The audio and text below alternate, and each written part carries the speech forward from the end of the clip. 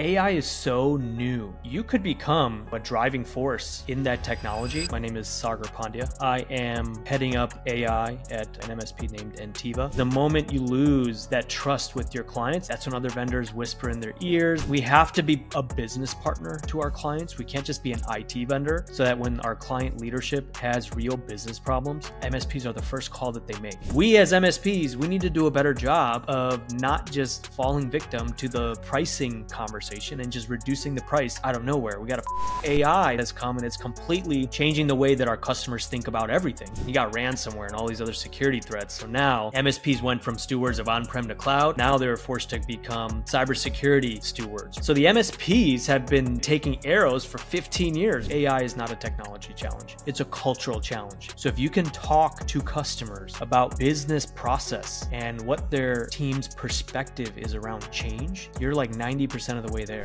I don't think we've ever had a time where everybody is so focused on one singular topic, just the topic of AI, that can open up doors. For all that are watching here, AI is giving us the moment to reconnect with our customers, get a little bit more acclimated on what really is causing their problems. The MSP is transforming from an IT vendor to a consultative business partner. So being a modern MSP in 2025 requires a lot of... Welcome everyone to this episode of MSP Insider, and I am super excited, not only for the guest, but for the topic, because it's one of those that I think everyone kind of wants to know about. They don't quite know where to go to get the information. And Sagar, who's on the episode today, has been one of the voices that I've actually seen putting out real and regular and routine and insightful information about AI specific to MSPs. So Sagar, please tell the audience who you are, what you do, and why the hell did you do it? Thank you, Jeffrey, for the invite. Hello, fellow MSPers and the rest of the world. My name is Sagar Pandya, based out of Chicago. I am heading up AI at an MSP named Entiva, and I am just super excited to be at like the intersection of change and technology, and just to be alive in an era where we have the opportunity to even have conversations like these.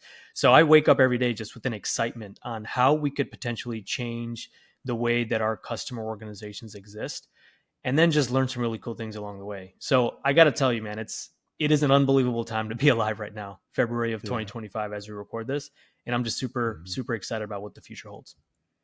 Yeah. And I equally share in that sentiment that you have. Like, there's just never been in my lifetime, which is kind of the fun part, right? There's never been a wave that I could take advantage of or be a part of or experience as it literally unfolds. And I like the theory of a wave too, because you're just kind of on it until it's not there anymore, right? So it's just a fascinating time to have made the transition from spending 18 years inside MSPs to now being a vendor on the outside, leveraging AI for MSPs. And so it's a very similar evolution track even to your story, which we'll dive into a bit. But I'm really looking forward to going in. But before we do, I can't break protocol on how we start the show. So at the end of every episode, the prior guest leaves a question behind for the next guest. And the question that was left behind for you comes from Tim Thompson.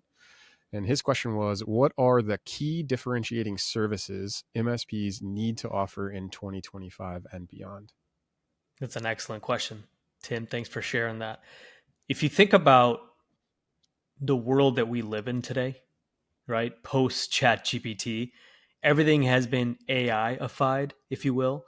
And every single business conversation, from security to recruiting to finance to operations and anything in between, there's a component of some type of generative AI or some type of AI tool to be part of that planning process, right? So, I think, Jeffrey, if you had asked me this question like 5 years ago, it would totally be MSPs have to differentiate themselves by having a cybersecurity strategy, and they have to become more of a consultant to solve business problems and not just be a reseller of Microsoft licenses and not just be an RMM and patching organization. In 2025, the answer to that question is we have to be stewards of change. Our client organizations are changing, whether it's workflow, whether it's technology, whether it's software, whether it's the types of people that they're bringing on board. So the differentiation for this year and beyond become a consultant, a trusted consultant, Mm, and deliver that consulting practice with various tools and ideas. Because the moment you lose that trust with your clients and the moment they start looking outside of your relationship, that's when other vendors whisper in their ears. That's when they tell them all the nice things that they need to mhm. hear. And then it's Yeah. much harder for you to articulate your value in a world of Mhm. like hyperinflation where costs are going up.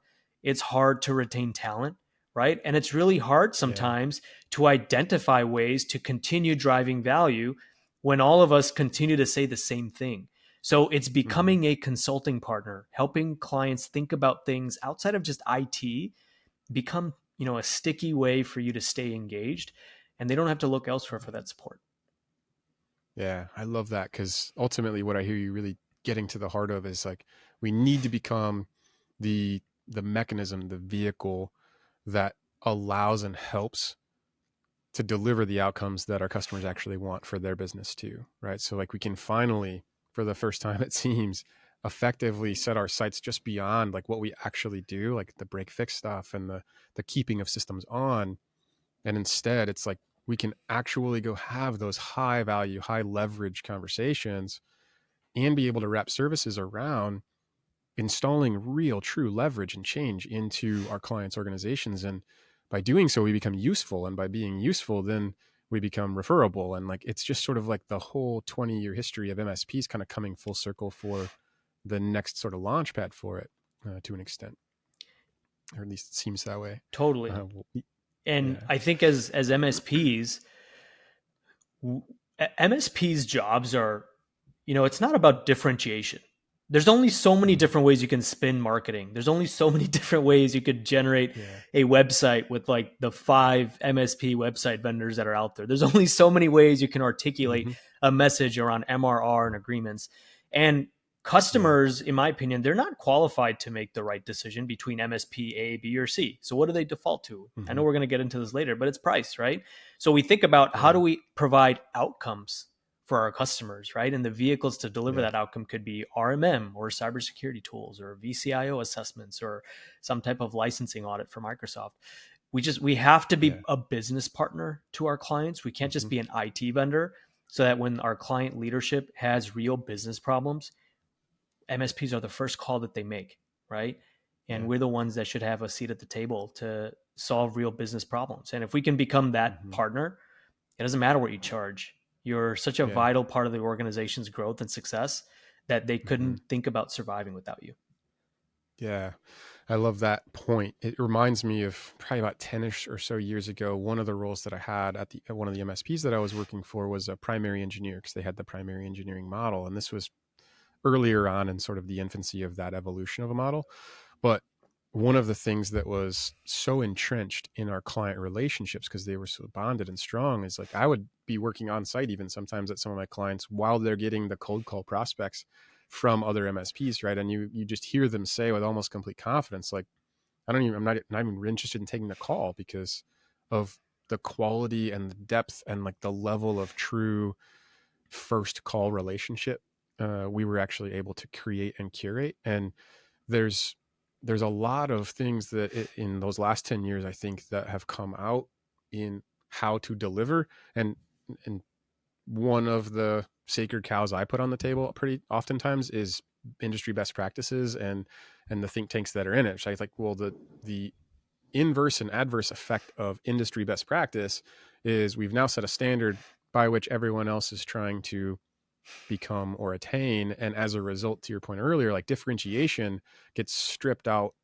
on the way up to that as well. And so you end up maybe looking exactly like everyone else. And so the only thing you really do have left is to differentiate on price or, try to package it a little different, call it one other fancy name instead Mhm. of the other fancy name. And it's like, it's not an account manager, it's a growth strategist. It's like, come on, let's get to the point. What are we trying to accomplish for people? Yep. And so maybe let's just lean in a little bit on the pricing piece, right? But I want to set some context because I think context is really important, especially when people listen to two talking heads on TV about pricing.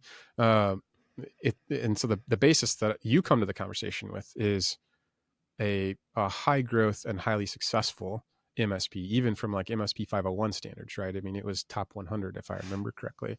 And so by industry standards, we can say you build a successful MSP in a very crowded market at a time in which everyone was conforming to be, roughly the same, like I just discussed. And so every MSP out there, though, they claim to be different. They may not be able to articulate why, but they all end up competing on the price, right? And you had brought this up earlier. I'm just like, what is it about competing on price that gets you to shake your head, right? And like, let's unpack that so that people can start to think about it a little bit differently with an outside opinion. Yeah, and I think the number one conversation in the MSP community today, Jeffrey, you can look at the MSP subreddit on Reddit. Mm-hmm. You can look at the peer groups, right, that are out there mm-hmm. where MSPs go together once a quarter and talk about challenges in their businesses, right? Yeah. There are organizations that develop sales frameworks and protocols to help MSPs raise their all-in seat price or their monthly seat, mm-hmm. MRR per user per month. And some of them include everything in one bundle, or you can eat, right? Others are a la carte because it's, dependent on how many pieces of software that you need. So it's a complicated price list. It's not just, ordering, a burger off a menu and you say, hold the pickles and the ketchup. It's not that simple. Mm-hmm. There's a lot of thought that goes around how we deliver service to our customers, because each employee at every client organization has different mm-hmm. needs. The finance team might be a little bit more complex than the marketing team, right? The executives may want to circumvent security frameworks because they just are leadership and they don't want to comply sometimes. But then the rest of the team has to have the security in place. So before we even jump into that, we just want to acknowledge and appreciate the complexity that MSPs have to deal with, especially if they're not like industry specific or tailored to one type of group of companies. If they're industry agnostic, there are 10 million different ways you can price up MSP agreements, right? So let's just set that stage. Like, it's not an easy thing to do. And then what we're going against is we're flying against the wind, because we are talking, and I'm just generalizing. Obviously, there's going to be, deviations and outliers here, but generally speaking, when you talk to organizations that are looking to hire an MSP, like I mentioned earlier, most buyers in those companies, most decision makers, they're not qualified to make a decision to understand the difference between MSP A, B, or C. They don't know that MSP A probably is a little bit more process heavy.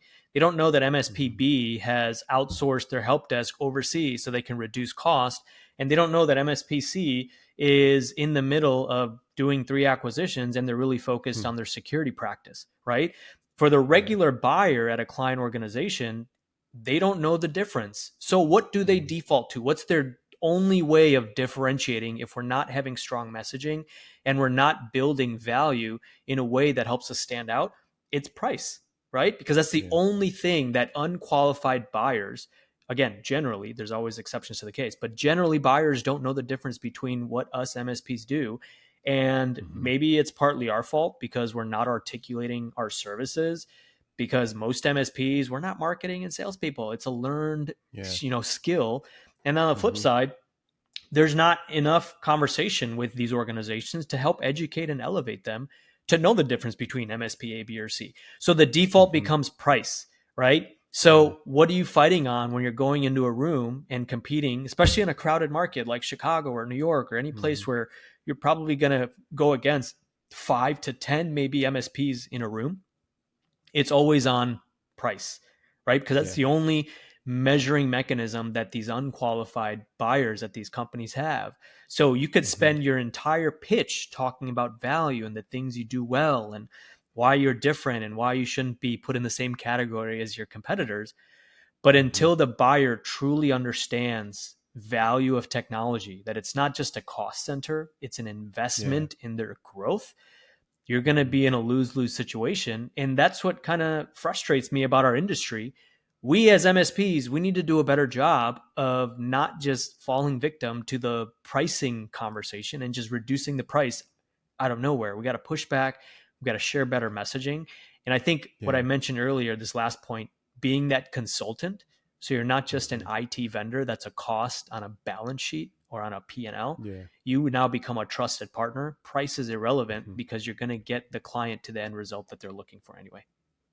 Yeah. One of the most notable sentences, phrases, sayings that I had picked up along my way, what you had said made me think of it, which is that value is only understood after it's been experienced. Mm-hmm. And I saw that play out just time and time again outside of MSP, but also when the first 10 years, 11 years, I was on the tech side, and then I moved to the sales side. And that was a humbling experience in and of itself. But when I came over to the sales side, it became very obvious when I was the tech role person, I could demonstrate value all day long, naturally, just going about the business in the day. When I moved to the sales side, I was fortunate in that I was technical because I could demonstrate some Mm-hmm. value just randomly and on the fly. But also that was where the light bulbs were going off, right? That was where people were clicking and moving sort of down their buying stage. And so one, I believe that to be true because I saw it play itself out a lot. And maybe there's some best practice stuff to slay right there. But the second thing that what you were saying made me think about was the the uh, the marketplace shift, and I would call it in the last 5 years, is the market, meaning the buyers, the prospects, as a buyer, and to the point of they're qualified or not qualified, or the stage at which they are. What I watched happen when I was selling in it was the maturation of the buyer in the market they were in. Meaning, if we took the 5 stages of a buyer's awareness journey from problem unaware and solution unaware all the way down to you're the only solution that they want to work with, and there's 5 stages there, what I witnessed was the market, the average buyer that was shopping IT services used to have the aha moment of a new opportunity, which was this thing called MSP, which was the solution to their problem. And so they would choose it and it would be better than what they had. And so it just kind of worked. But then the market and everything else, probably due to the competition and the stripping down of price and the increase of costs and everything else, created an environment where now they've touched that hot stove a couple of times, Mm-hmm. right? They went with one MSP and got burned, or Mm-hmm. they went with another MSP and it wasn't the great experience that they were promised either. And so what I found was that the market, from a awareness standpoint, maybe not a qualification standpoint, but they don't know what they're buying because, to your point, we haven't done a great job explaining it. But also it's shifted, but the MSPs haven't acknowledged that the buyer is reluctantly seeing MSP as the solution to the problems that they have.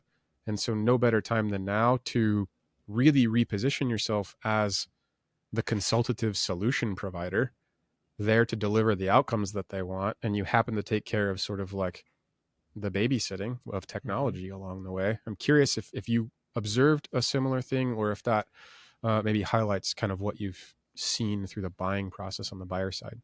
Totally agreed on all points.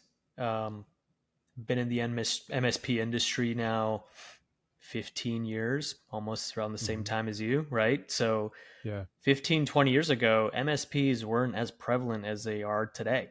We were still Yeah. very much in the break fix model. And Mm-hmm. to your point, there's so many organizations still that treat MSPs as a Mm-hmm. react, even if there's monthly recurring revenue, they treat the MSP relationship as like a reactive support mechanism, right? Mm-hmm. And again, there's always exceptions to the case here, but MSPs, you can compare it to some people thinking like, hey, I have a plumbing issue at my house, right? I'm going to call a Yeah. plumber. He's going to come and fix it. He's going to charge me for the Mm-hmm. time, and that's it. He's not going to come and Yeah. monitor my pipes for ice and leaks and Mm-hmm. any type of rust, right? That's Yeah. where we started, was that break fix mentality where you just call somebody, they solve it. There was money to be made there, and that was the model. And Mm-hmm. then MSP, it's a fairly new framework, it started becoming more and more front and center. And organizations now are like, all right, well, we got the plumber. He's watching the pipes. You know, they're making sure they're not rusted, and we have no leaks, and they're making sure that the filters or whatever is being done correctly. So Mm-hmm. there was a change from when everybody was break fix to now having to pay a monthly fee to prevent problems from happening in the first place. We as Yeah. MSPs, we understand the value. We see that. Like, we'd love to prevent the server outage well in advance, so you don't have to have a down scenario where nobody can work. which ends up just Mm-hmm. costing you 5 times more than you probably would be paying the MSP on a monthly basis anyway, right? So that shift Yeah. happened, and Mm-hmm. lots of MSPs have gotten it right. Lots are still in the break fix era. So we're like in this weird scenario where there's Mm-hmm. some organizations that still to this day, and I'm talking MSPs, a bulk of their business Mm-hmm. is break fix, and that's their Yeah. MO. Some, right, are MSP since day Mm-hmm. one. There's a monthly recurring revenue block that's built around it, but there's always stuff in between. You got some MSPs that are migrating away from break fix to monthly recurring revenue as well. And that's why I mentioned being that consultant helps bridge Mm-hmm. that gap and change the mindset, because until the Yeah. customers truly believe that you're providing more than just licenses and keeping the IT lights on, there's no way that you're going to be able to articulate that value for them to spend the monthly fees that they pay you. So it's a mind shift change that has to happen in the buyer's heads. And Mm-hmm. like you said, the only way they're going to be able to see that is if they lived through the value. And it's Mm-hmm. incredibly difficult to articulate that value sometimes with organizations that just don't believe in it. Yeah. Time just has to pass, and they have to go through an experience that gives them evidence that this is the Yeah. right path. It shifts their mindset. Changes their perspective. Exactly. Totally.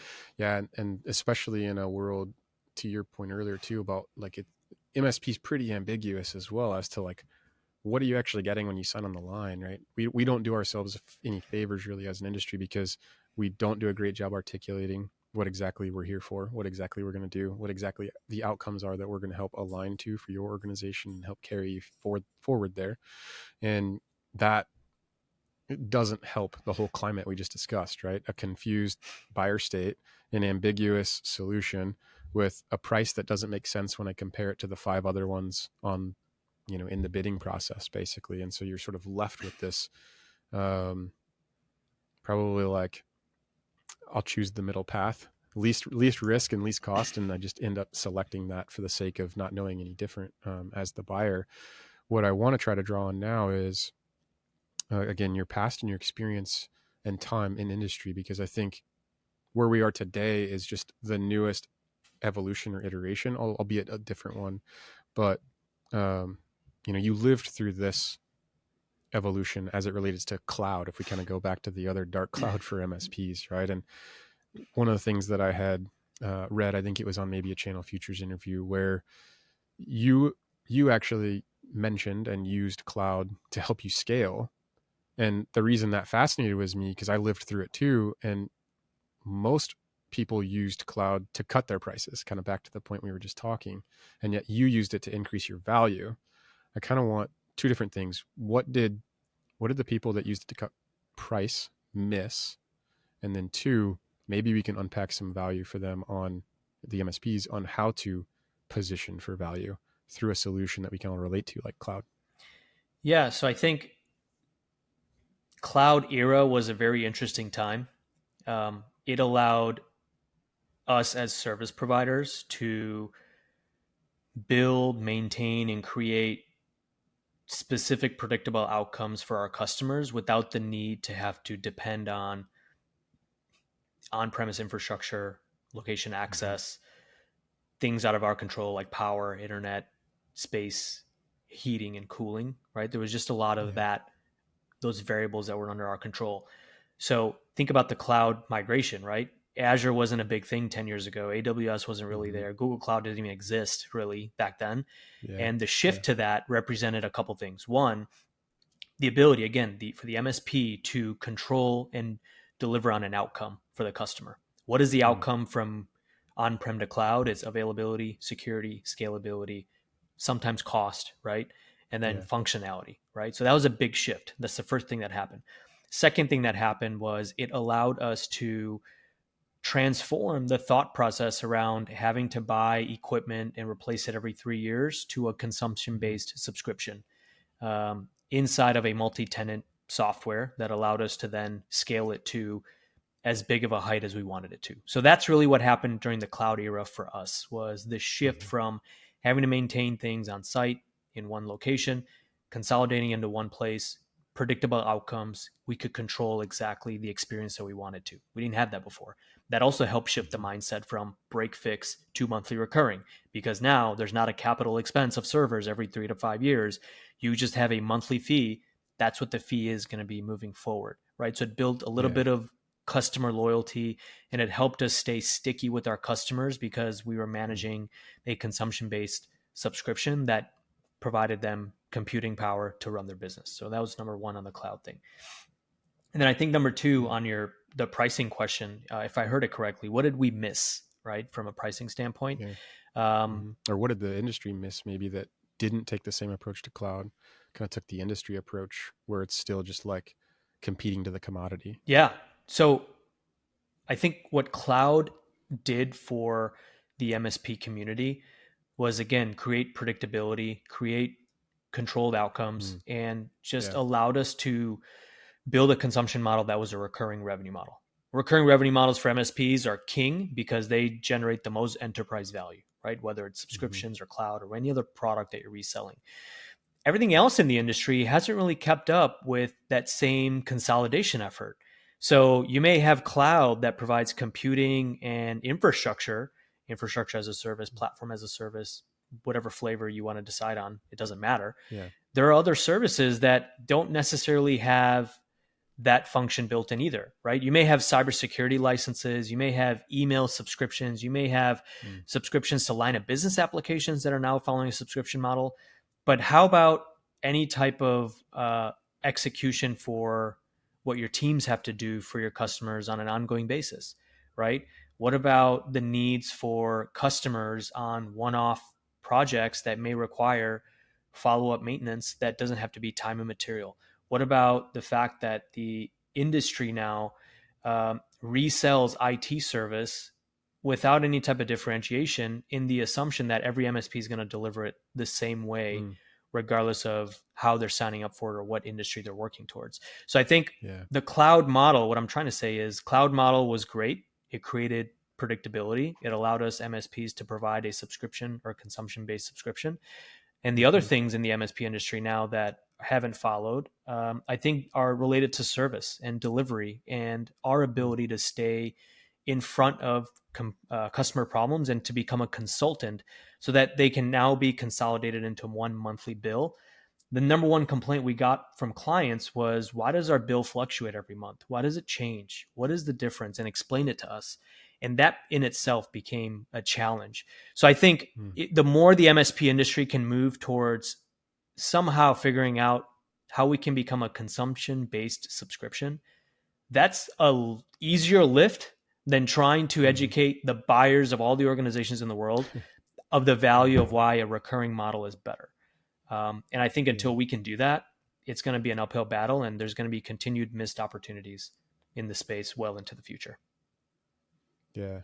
And even just walking through the explanation, which I agree with the way that you handled it, was there's so much complexity and nuance and layers within that too. And I like that we used cloud as the illustration, because sometimes I think just talking about it without anchoring it into something we can all relate to makes it a bit too ambiguous. But we all lived through cloud, and we all sort of wrestled and evolved through, ideally, like how we were going to see that through early on in the conversations about AI, and really what I would call the resistance to it. Seems similar in nature. I talked about this with David Powell, actually, about the traditional MO of MSPs tends to be like, let at least one other one go out in front of you and take all the arrows so that you can like shortcut to where they got and then keep going. And while that has played out well as like a strategy for all previous technological innovation in the past, it just doesn't seem like AI is the same situation that you can take that same approach with and still expect to sort of be left standing or in a place to compete. Not to be like doom and gloom and fear. But like the reality is that reality is unfolding one day at a time, and it is iterating at a speed that none of us alive have ever experienced before. And you're in a unique position, I feel at least, because you're now leading AI and sort of the digital transformation at Intiva. And And yet we still see massive pockets of the MSP community. The same ones that say, hey, we need to innovate as an industry are the same ones that are literally like pushing back the hardest against AI specifically. Like, what do you think the real fear is through the conversations that you're having and seeing? There's so many different avenues to answer this question, right? And what I will say is, if we look back at history of where and what the MSP industry has had to endure in the last 10 to 15 years, there was the, early 2010s where it was the migration really from Exchange on-prem to the Office 365 model, right? The cloud thing we just talked about. And then 2015 rolls around and you got ransomware and all these other security threats. So now MSPs went from stewards of on-prem to cloud, and then now they're forced to become cybersecurity stewards, right? And prevent breaches from happening, right? And protecting customers against ransomware and all the crazy cyber threats that still very much exist today, right? Sensational headlines and all these massive insurance losses and all these other things that happen. So the MSPs have been battered and been taking arrows for 15 years. We've been going through the cloud migrations and the uncertainty that comes with that. We've had to have a front seat and put up the shield, right, to protect our customers from cyber threats that we have no idea where they come from, right? COVID happened 5 years ago. We had to transform everybody from on-prem to remote within 2 weeks, right? Everybody had to buy VPN licenses and deploy those overnight. And we lived through that, right? 18-hour days. It was unbelievable. And now there's yet another technological change called AI that has come, and it's completely changing the way that our customers think about everything.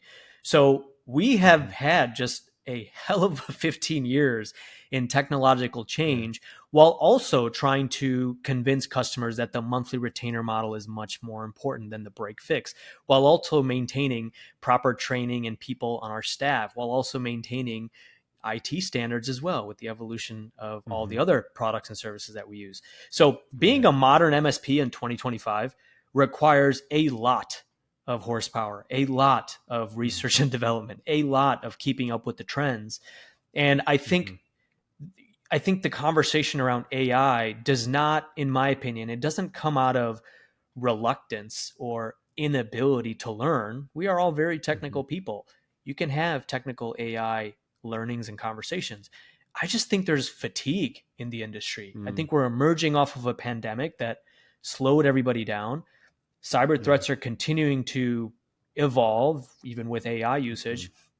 Where is the energy for the everyday MSP to invest the time to think about not only the chat GPTs and the co-pilots of the world, but how that could be relatable to their customers? So, Jeffrey, I truly believe there's so much fatigue in the industry from just the fire hose of change that has happened over the last decade. This is just yet another thing, but this thing is moving 1,000 times faster. So while it may feel like maybe MSPs are getting left behind, it's because a week in AI is like a year in everything else. And it's just moving at a speed that none of us expected it to move. And it's changing so quickly that there's just no way to keep up with everything. Yeah. I like the time analogy because, one of the ways the whole time through when I was on the hiring side of MSP, at least, one of the things I'd explain to candidates before they'd come on is like, look, a year in MSP is, maybe 5 years worth of experience in just like internal IT or corporate IT jobs. Just like the pace is totally different. But then I started evolving maybe more to like the dog years analogy of the way things work. It's like 1 year here is like dog years. And then this thing called AI came along, and it's like there's not even a quantifiable metric that I've stumbled onto yet. Like I don't have a kind of like bridge for this one. The best one's still like dog years, but like take dog years to human years times that again. And that's just the way that technology is changing, period, right? Like we're maybe 14 or 15 months at this point post OpenAI as a reality, and look at everything that's available that might have been conceivable but wasn't tangible 14 months ago. And then you start looking at the way that business tries to run. I'm not saying that this is wrong either, but it's 1, 3, 5 year type plans.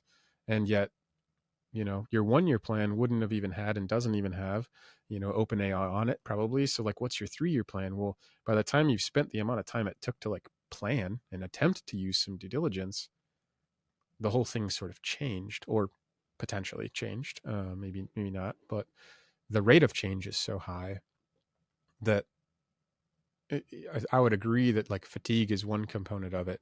And then because of the fatigue and like the capacity and the allocation of resources, it's sort of like, what can you intentionally go in on, all the way to the point where by the time you got to the point where you figured it out and you could materialize it and, turn it into something for someone else, that it didn't just shift or evaporate or go away because the next thing's on top of you already.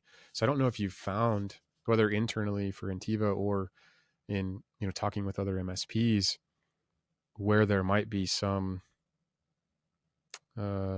certainty, certainly not the right word, but stability in approach, right? Like if we're all on quicksand, where's the most stable part to start taking our first steps to engage and learn and just leverage AI? Look, so much to answer for that as well. And I think what I will say internally at Intiva and externally, right? Just in the industry as a whole, what I'm seeing is AI is so new right now.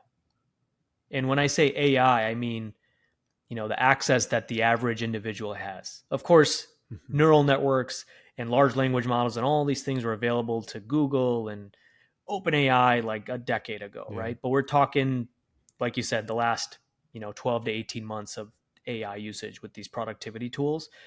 It's pretty new. So what's cool about that is you could become, a driving force in that technology by spending like a serious 3 to 6 months, maybe a year, thinking about the technology and iterating and experimenting and using it. So what we're seeing, internally at Intiva, what we're having conversations about with our customers is just having an AI discussion. And AI discussion does not have to be technological. I've said this before in my content. I say it all the time. AI is not a technology challenge. It's a cultural challenge.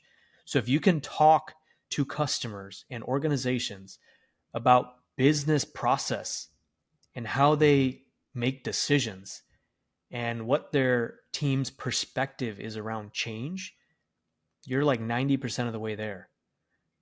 The technology is like 10% of it. So internally, when we talk to customers and we do discovery and we help build AI strategy, we just want to learn about our customers' business processes. We want to know about their team's culture around change. And we just want to know what's causing them pain, what's keeping them up at night. We don't even go in and say the word ChatGPT till maybe 2 or 3 meetings later. We don't say Microsoft Copilot until maybe we get a single or a couple licenses in their environment, let them test it, and then talk about it. So internally, what I've seen and what we do is, we become consultants around organizational design and organizational change. That's gone so much more deeper than just saying, hey, Jeffrey, love to teach you about this large language model and using Sora or ChatGPT operator to do agentic workflows. Most people can't comprehend that because it's so new, right? So, Intiva, our position is let's look at the culture. And then externally, for other MSPs, there's just this reluctance to even have the conversation because I think what MSPs think is that they're not experts in this. They don't want to look foolish or maybe inadequate when they talk about AI tools, because there's 7 billion AI tools. And if your client comes to you and says, hey, we want to use the HubSpot AI functionality, can you train us through the process and the ins and out of it? The average MSP, right? They're not going to have the resources to become HubSpot AI experts, right? So there's reluctance, I think, on the external side because there's just not a way to keep up with all of the change. And I think if more MSPs took the approach of being a consultative business partner versus an AI expert, if you want to call it that, I think we lead to much more meaningful conversations and actual opportunities that drive revenue. Because I think the longer MSPs wait, as of this recording, February of 2025, we could talk a month from now. It's going to be completely different. A year from now, who knows what AI is going to be capable of. So that's how we position internally at Intiva, is let's just be a business partner to our customers. And then the 10% that's left, we'll develop or we'll decide on a tool that's useful.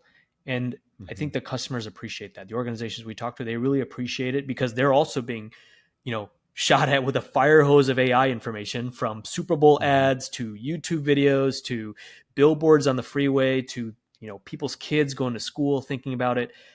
Everyone's getting hit with a fire hose of information. How do we narrow and distill that to make it more relatable? I think that's how we can get a little bit of focus on the AI conversation, and then just filter out all that other noise, right? And just keep people a little bit calmer on that topic. Yeah. Yeah, I love that, because in essence, what I'm hearing you say too is, let's not overcomplicate it. Let's get out and have some conversations with people, right? Human to human, people to people, person to person. And through those conversations, the value that the client's seeking will naturally rise to the top through the conversation alone. And then the position we end up taking is the same as we always have in this industry, is like, eventually we'll see the value and or the appropriate problem to solve. And because we're problem solvers, we'll bring a solution to the table. And so you really just have to start and get out there and, like, Kyle Christensen always says, dare to suck, right? Like, it's something new, and that's okay. And it's also okay to tell someone that. And just to de-risk and all of that, just to be able to have the conversation, I think is really the most important point. Like, the exponent to put on that particular segment is, like, just start. One thing that I've discovered to be true, at least in my own personal experience, is that I have to already be in motion in order to seize an opportunity when it comes. Like, opportunity might be there, but if I'm not in motion, I don't see it. I can't act on it. I'm not ready for it. My heels are, I'm on my heels versus my toes. And if that is true, then, just getting into motion and getting out and having conversations with your clients, we can at least say this for sure. If, as an MSP, you commit to going out and having conversations with your clients, your business will grow and your relationships will strengthen, 100%. regardless of if AI is a part of the conversation or not, right? 100%. Yeah, and I think we as MSPs, I lived this experience, right? So I'm speaking from running my organization, right, for a decade plus, right? We started from $0 in revenue, had nothing, right? Like most MSPs. And what I had experienced during that time, Jeffrey, was, a little bit of reluctance to be vulnerable to our customers, because of the lack of differentiation we had. I was always kind of on thin ice and a little anxious to admit to a customer that we may not have the answer or we don't know. That was like taboo for us. Like, we don't say we don't know to a customer. Like, we'll figure it out. So I think there's some of that happening with AI right now, because there's just a fire hose of information. There's so many capabilities. And, the modern average MSP today, they're crunching tickets, they're doing projects, they're protecting against cyber threats. To your point earlier, where is the resource or the mental capacity to take on yet another disruptive, fast-moving technology? So I think part of it, like I said, is there's fatigue around the industry of just having to keep up. I think part of it is just not wanting to look incapable to our clients, even though our customers love us. And if you ask them, I'm sure they can articulate that, right? Most clients, not everybody. It's okay. Yeah. And I think, to your point around human connection, I mentioned this earlier on this podcast, where the MSP is transforming from an IT vendor to a consultative business partner. So if we, like you said, can talk to our clients and be involved in their processes and solving pain, minimizing their costs, right? Outside of maybe our IT responsibility. And then if AI can fit into that as maybe a tool to solve some of that pain, we are going to be so valuable that it doesn't matter what you charge on a monthly basis for your IT service. The value they get from you from being a business partner just goes well beyond what they're going to be spending for IT service and licenses. And, for us to be confident enough that nobody knows all the answers, but if our clients have just a voice of reason, just somebody to talk to, whether it's just using Copilot for 15 minutes, whether it's showing them how to log into ChatGPT and run 3 prompts, that will take you so much further than just not having that proactive conversation.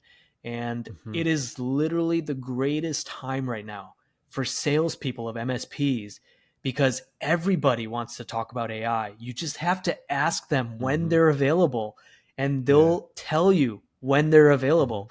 That window of opportunity is getting smaller and smaller. So I don't think we've ever had in the MSP space, probably in the Mm-hmm. world, ever, Yeah. a time where everybody is so focused on one singular topic of Mm-hmm. conversation.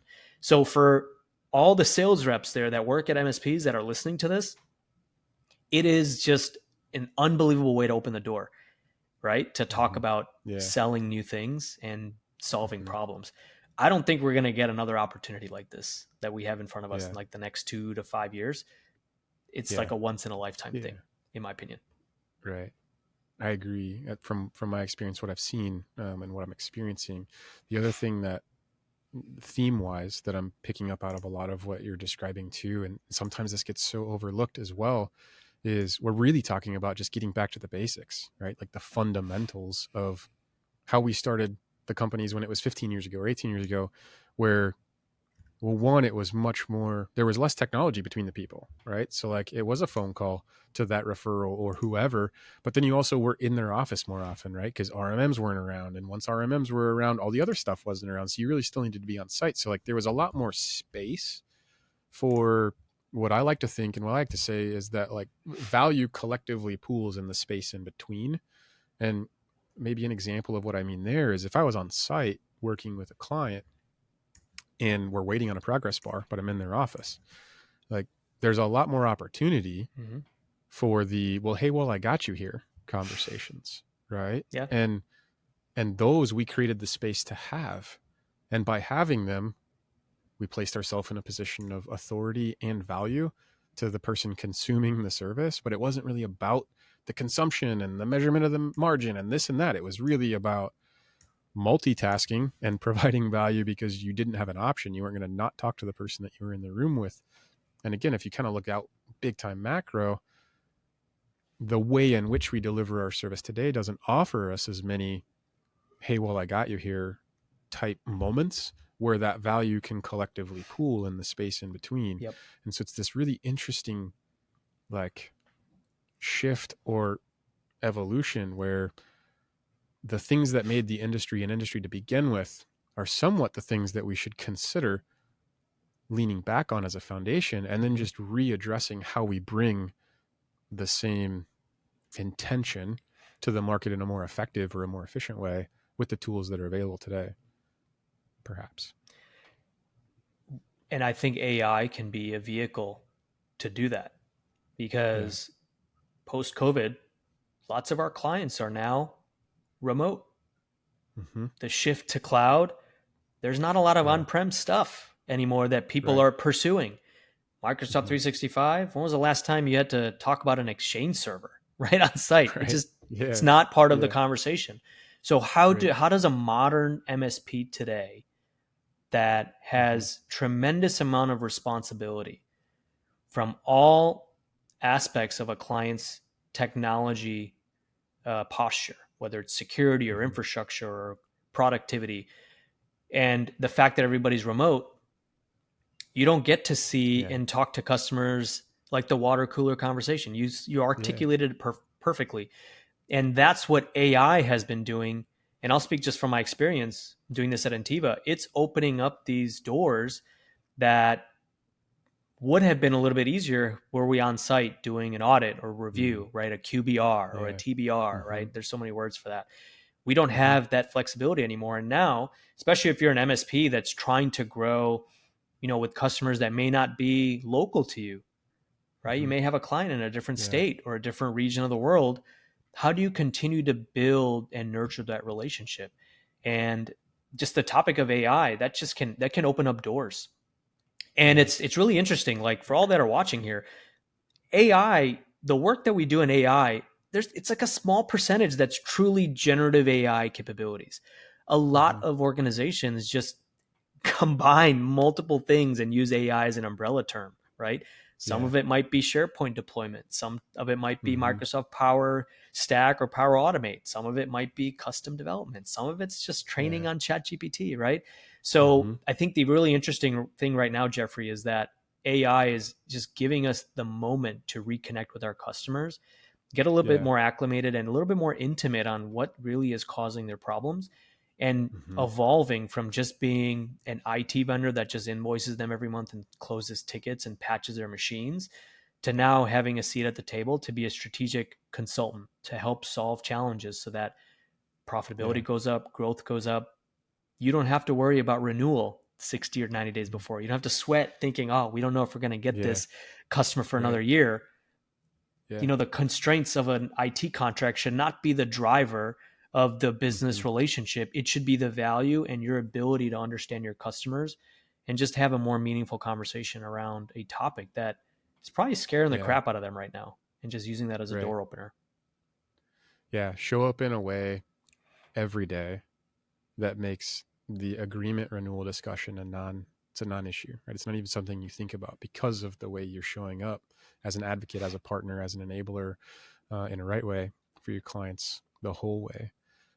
Is an interesting and unique viewpoint to place on that. But ultimately, it's a lot of what we've discussed, really, where it's like it's time to lean back in a bit, right? It's time to reapproach the humanity of it. And one of the things that I thought and I heard kind of too at the tail end of what you were saying is like so much of what's getting lumped into AI today isn't as much as literally like no different than the old sticky note exercises you used to do, whether it was a SWOT, but like a process flow, right? Mm-hmm. Like, well, tell me what happens when the report goes from Bob to Bob.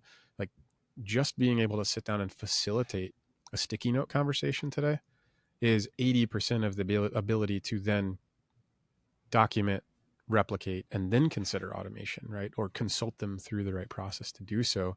And there's still this big disparate gap between tribal knowledge and SOP that you can add value to a business through just by facilitating a conversation like that. And another one of the things that David Powell mentioned, which I love this analogy, so I'll say it again, is AI, the first place, the lowest hanging fruit for AI is the butter passing jobs, right? So Yep. at the dinner table, when you need to pass the butter from one end to the other, like it's just this simple transaction that's thoughtless and you don't even really have to pay attention to it. And that's not to belittle or downplay the individuals in those roles today, but those are the things that are ripe for the displacement, leveraging AI. So like with that particular analogy, think through the business today, right? Like where are your butter passing jobs in the business? And ask your IT partner, like, how could we do this differently? Right. And don't think about it so much as the predatory or threatening components. Like, how can we free up the human capital to let that person do something so much more meaningful, which they're Yep. gifted to do, that's different than just passing the butter from one to the table to the other? Curious your take there. Fantastic analogy, Yeah.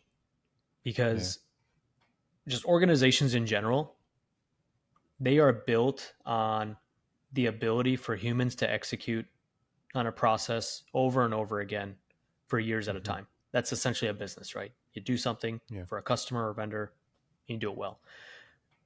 How you facilitate that discovery of the butter passing processes, Mm-hmm. it's really simple. And I think for the folks watching this, right, here's like two tactical things that have worked really well, right? Number one has been being a facilitator or a steward of a change committee or AI committee at your client organizations. How do you get the best 5 to 10 people? I'd say five, don't make it too big. How do you get 5 or 6 people in a client organization that are different levels of tech savviness, right? From the folks that are bleeding edge to the ones that have been in the business industry 40 years and they don't want to use any new technology, right? And then how do you Yeah. get senior leaders, decision makers, and frontline folks on a call every other week for 30 minutes? Jeffrey, and how do you talk about Mm. who's passing the butter? Just be the facilitator. Ask the Yeah. questions, right? Find out why Mm-hmm. Sally from Mm-hmm. finance has to print the P&L report as a Yeah. PDF and email it over to Right. Bob, in Mm-hmm. inventory, so that he understands what levels of product are available, right? Like there's Mm-hmm. mundane in the day to day. And by having a committee or a conversation, you can either choose to charge or give it away for no cost, depending on the complexity. That has been Mm-hmm. hugely effective to be able to start, again, that connection, Yeah. that water to cooler type Mm-hmm. conversation that we're now missing because we're maybe not as going on site as much, right? So that's number one. And then Yeah. number two, every single client you're talking to, I'm talking to you MSPs listening, every single one of your customers, they're probably already using ChatGPT. They're using Copilot, they're Mm-hmm. using Gemini, Claude. There's so many AI tools. 100% Yeah. of them are using it. Some of them have employees that are using it in secret because they're fearful that if they get found out, they might get disciplined or something may happen. Or Yeah. there's fear around, hey, if we put our company data in ChatGPT, is it going to end up in the hands of everybody else? If you could be Mm-hmm. a steward or just like a facilitator of a conversation around how to use ChatGPT for 15 minutes, right? And just creating a safe Mm-hmm. space for people to ask questions outside of the committees. Committees is more strategic planning, right? Figuring out the vision of how AI is going to work. This Yeah. AI training, I can almost guarantee that employees of our client companies don't have a safe space to share this feedback. Maybe they have really great use cases, right? Maybe they have a great way Yeah. that's going to save the company 30-40% on the bottom line, but there's just nobody to listen to it. So with those two tactical examples, Jeffrey, right? The AI Mm-hmm. committees to be strategic and then the AI training to have technical safe space conversations. You're now in like the data collection business. You're just pulling Yeah. back information in your company, your client companies, and you're using that to then build the AI strategy, right? Hey, if you're having Mm-hmm. recruiting challenges, great. Let's find something that's going to help improve the recruiting process, right? So the butter doesn't have to go from Sally to Bob, right? It could just go from Mm-hmm. Sally straight to whoever actually needs it. So you don't have four intermediaries in between. So if MSPs can just think about us again being consultants, we don't have to be experts in any particular tool, just be the Yeah. facilitators of conversation. That is worth its weight in gold because there's nobody else that's doing it. And who are the clients going to trust the most? It's their MSPs that have access and keys to the kingdom. We perfectly Yeah. fall into this mold of being the facilitators of those conversations. And I think that's a really great way. If you're not doing anything AI related, you don't know where to start, just hold a Mm-hmm. couple of roundtables for your clients, give the time away, just collect some Yeah. data, and then just put it in a presentation and tell them, here's what you told us, here's how we solve it. The brains will melt. Mm-hmm. And I've lived this, Yeah. right? So that's just like two Right. really tactical ways I wanted to get into this recording Mm-hmm. just so people have a way to take that first step. Yeah, because it'll just be such a massive dopamine dump too, right? Where it's like it's the once you see it, once you see it, you can't unsee it Exactly. reality, and once you give them that little dose, they're going to come back for more. What else can we do in the business? Where else can we find the Yeah. efficiency? Where else can we remove a butter passing job? And now what happened? The entire dynamic of the conversation, where you're chasing them to have a conversation with you about something awful, like reconciling invoices or something, turns into them chasing you like, well, hey, when can I get on your calendar to have another conversation about process improvement or butter passing jobs? I mean, steal butter passing jobs if you need to and use Do that it. language. Yeah. And then I loved the point where you're like, go do the thing, but then talk about the thing that you did. That's such a powerful thing as well. Like turn it into the topic of a newsletter that you never send, but you should, right? That can be your newsletter this month. You can have it done before March and out. And now you're going to have Mm-hmm. 5 more conversations in March that's going to turn into 15 more in April, and like just get the snowball started. I think is like the number one message Yeah. to get people in motion. Maybe on Yeah. that same topic, what is the smallest or safest AI experiment that an MSP could run today that would save them, let's say, 5 hours next week Uh, internally? the safest thing that MSPs can do today, um, Mm-hmm. most MSPs that are probably watching primarily are a Microsoft shop, right? Yeah.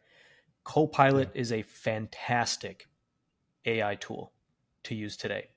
And why I prefer that when you talk about cybersecurity and safety, right? Obviously, there's varying opinions around Mm-hmm. this, but Microsoft has very frequently mentioned that any type of security configuration you have on your Microsoft tenant extends out to Copilot. You can't say Yeah. the same thing for ChatGPT. You can't say the same thing for Gemini, right? Unless you have federated, you're Mm-hmm. doing single sign on all these other complex integrations out of the box. Yeah. Copilot, Mm-hmm. for me, I use it every single day. I record, transcribe when I get approval, every single sales Mm-hmm. call that I'm doing. I use it to transcribe internal meetings. I'm using it to Mm-hmm. validate and look at my calendar to find ways where I can improve my scheduling. It helps me find documents. The safest way, Jeffrey, is buy a Mm-hmm. couple of Copilot licenses. Microsoft lets you pay for them on a monthly basis. It's an annual Mm. commitment, but they still let you pay monthly. It's Yeah. $30 a month. That's the safest way. If you're an MSP right now and you just want to improve some efficiency in your organization, start small, right? How can you become better at calendaring for technicians? How can you Mm-hmm. identify ways for sales transcriptions to go into one place and then use that to train your new salespeople that come in? How can you use that to generate marketing language in your company's tone of voice, right? All Mm. in the constructs of your existing Microsoft security ecosystem. You can use tools Mm-hmm. like ChatGPT and Claude and others, but you just have to be mindful around what you're sharing in those tools. The best example and the best analogy that I give customers, Jeffrey, is if you're not comfortable sharing this information in a Costco when it's very crowded on a weekend, it probably Mm-hmm. doesn't belong in an AI tool. So do the Costco Yeah. test, right? If you wouldn't do it in public, Right. don't put it in the tool and just set some parameters around Mm-hmm. that. I think the $30 or $60, depending on how many licenses you get, Copilot's going to give you that Yeah. immediate AI value realization. And then as you, Mm-hmm. as the MSP, learn to use it, you can use the Microsoft ecosystem, right? And you can resell Yeah. licenses. You get commission from those based on where you're going from, the Mm-hmm. distribution partners that you have. Microsoft has Yeah. tons of AI documentation and go to market strategies, and they've built it. So not only is that the safe Right. way, you're already selling Microsoft product, use their marketing material and let them help you become an AI MSP to sell more product, to sell Yeah. more configurations and some outcomes and value. If you're an MSP Mm-hmm. today and you're not using Copilot, you're really, really missing out on some really substantial opportunity. Yeah. Yeah. And shutting down the conversation that your clients are trying to have with you about Copilot isn't the right approach either, right? Just because you maybe haven't adopted it or you haven't thought it through, like just be receptive to the conversations that are coming to you and allow those to be the ones that are open. And you mentioned this earlier, which I love, being vulnerable in that moment and saying, I may not have the answer, but I'm willing to figure it out, and I'll figure it out together or with you or alongside you or whatnot. Or I can go find the right person that does have the answer. I think is such a powerful unlock as well. And again, take the layup or the low hanging fruit. If they're coming to you with the conversation already, then there's already some good grace there. Just lean into it a little bit further and take it from there. Yeah. Um, This mantra that we have at Intiva, Jeffrey, when we talk about mm-hmm. supporting customers, Yeah. the phrase is yes, if. So Mm. when customers come to you and they ask questions, yeah, we can do this if we spend Yeah. 15 minutes talking about Copilot licenses. If you commit to an hour session with our team so we can learn what's Sure. causing pain. Yes, we can Mm-hmm. do that if you invest, certain amounts of money into upgrading some infrastructure so you have security Mm-hmm. before Copilot's released in your environment. Right? So I think the sooner Yeah. that us as MSPs can just say yes to things, of course, in reasonable Mm-hmm. manners. Don't say yes to things that are completely out Yeah. of your wheelhouse. But just starting Mm-hmm. that conversation, you can be vulnerable. You don't have to have all the answers. And if you don't Yeah. do it, the customers are going to go elsewhere. And that's Right. bigger problem than you saying yes and Mm-hmm. maybe fumbling it a little bit and having to figure it out. Mm-hmm. It's a very forgiving business. Customers are going to say it's no worries. We'll figure it out together. So you're totally right on Yeah. just we got to start having more of these AI conversations with our customers Mm-hmm. today. Let's not wait 6 months because 6 months in AI years is like how many dog years did you say? What's the calculation even at this point? Yeah, I Right? think isn't it 7 maybe? It seems like that might be right, but yeah, I don't know anymore. Like Yeah. dog to the AI power is kind of like the The new calculation that I want to calculation. try to figure out. Yeah, Totally. it's Totally. just like because every day, I mean, you know it because you're in it every day. You live it, you breathe it, you're experimenting with it, you're finding value in it, you're unleashing it.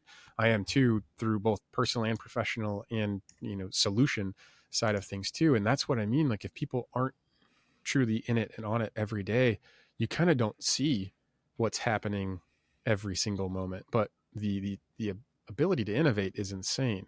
Like one simple example, right? I am not a developer. I'm not a programmer. The greatest, the most, how would I even describe this?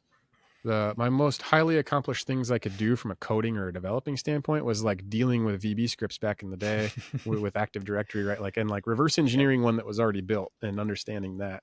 PowerShell even was like, it's a little too intense for me.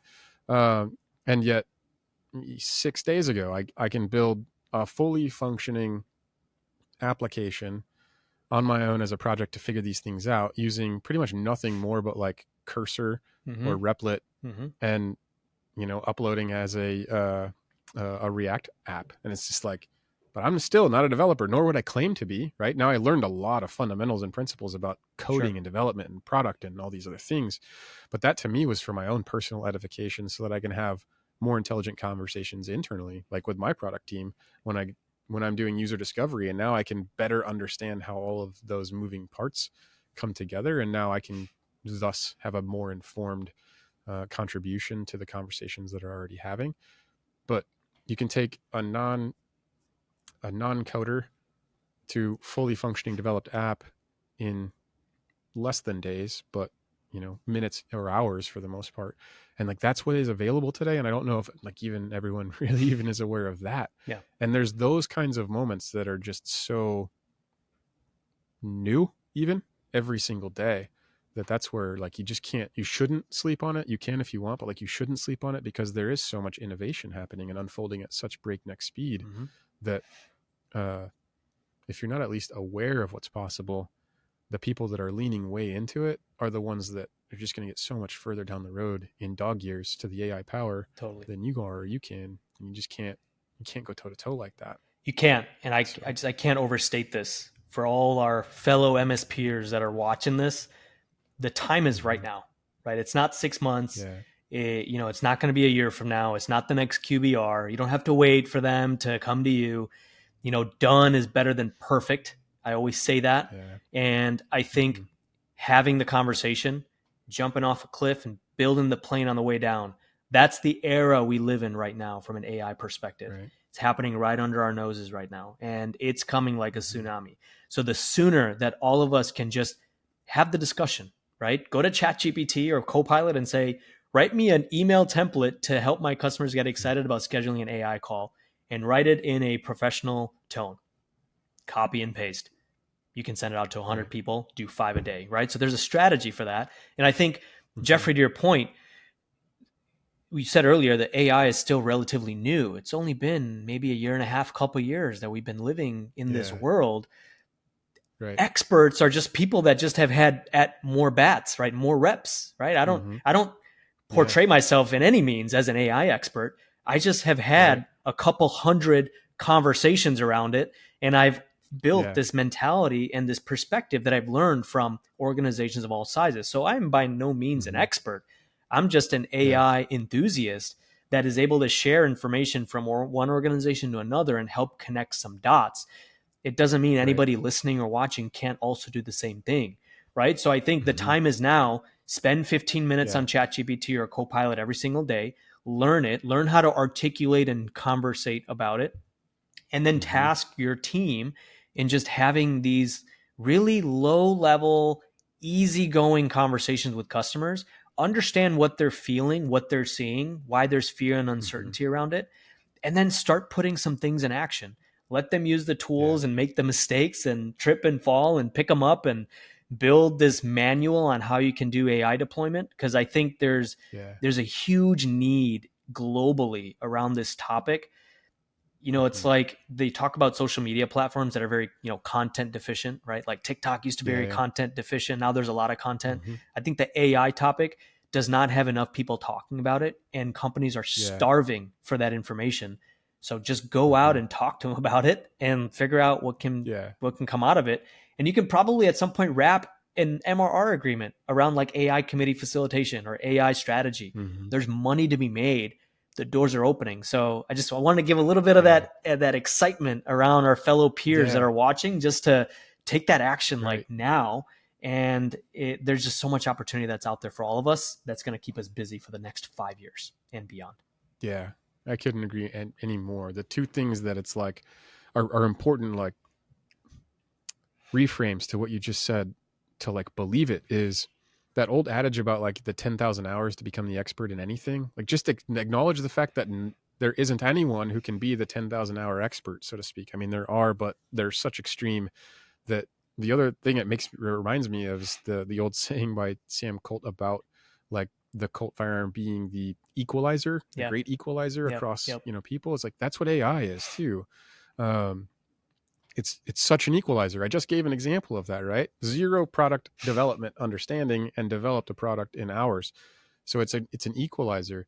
Like, lean into the fact that you don't have to worry about competing with all these 50,000 hour experts. It's literally just get out there and be the catch me if you can version individual. Totally. Where you're just one chapter ahead, right? Just stay one chapter ahead of the audience. Totally. And you're going to be okay, and just get out and do it. So the conversation's been amazing. I can't let you off the hook though, without giving you the opportunity to ruin the next guest's day. So I'm interested, Sagar, did you have a question that you would love to leave behind for the next guest? Yes. So for the next guest on Jeffrey's show, if there's one thing that you can tell your MSP employees or staff that's going to get them excited to want to talk about AI tomorrow, what would be that one thing? That's a good question. Yeah. I might have to just like start incorporating that as a trailing question to all of these, just to build the hype and spike the culture a bit. The other thing I want to make sure I leave some room here for too, Sagar, is if people have liked the conversation, have enjoyed listening to you, where's the best place for them to find you? Best place to find me is on LinkedIn. My handle is Hey Sagar Pandya. I'm sure Jeffrey's going to be tagging me in all the videos. I am very, very active on LinkedIn with content, very responsive. If there's anything that I can do to support you as the MSP, I'm a huge believer in the rising tide raises all ships. So whatever playbook we have here with myself or with Intiva on how you can approach AI and how you can start using it, I am just so grateful that the industry has given me so much over the last 15, 20 years. I want to give back. So reach out if there's anything I can do to help articulate, whether it's sales strategy or just want to vent about it and just learn. Let me know, because that stuff really gives me energy and really excites me. Yeah. Thank you so much. And please take him up on it. That's really how this conversation came to be as well. And so again, Sagar, thank you for hanging out. Thank you for giving some extra time and for all of the macro and micro level nuggets you left behind for the audience here on the MSP Insider show today. I appreciate it. Thanks so much, Jeffrey, for having me. And to all the MSPers that are watching, AI is within reach. Doesn't have to be scary. Let's build it and let's jump into that technology together.